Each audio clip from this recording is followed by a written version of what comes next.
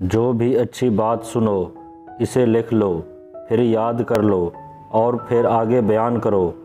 راستی سے نیکی کی، مطالعے سے علم کی، نیک روی سے حسن کی، نیک ترک سے خاندان کی، ناپ تول سے غلے کی اور سادہ لباس سے عورت کی حفاظت ہوتی ہے۔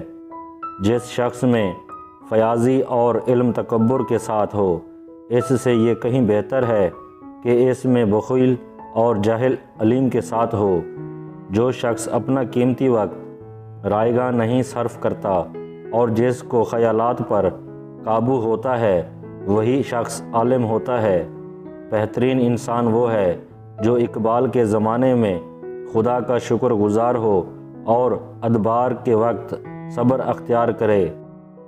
سچا دوست وہ ہے جو براہ راست یا کسی کی سفارش پر نفع پہنچائے۔ جس طرح شہد کی مکھی پھول کو قائم رکھ کر اس سے صرف شہد لیتی ہے، اعلیٰ ھذا حکمران کو لازم ہے کہ رعایا کی حیثیت کو قائم رکھ کر اس سے محصول وصول کرے۔ قوانین قدرت سے انحراف کرنے والا کبھی سزا سے محفوظ نہیں رہ سکتا۔ عمر کے کسی حصے میں بھی عورت کو اپنی مرضی کے مطابق نہیں چھوڑنا چاہیے۔ جس شے کے دینے کا ارادہ کر لیا گیا ہو، پھر اس کے دینے میں تفویض کرنا غایت درجے کی بخیلی ہے۔ چور اور جواری توبہ کر لیتے ہیں، لیکن کوئی جھوٹا سچ نہیں بول سکتا۔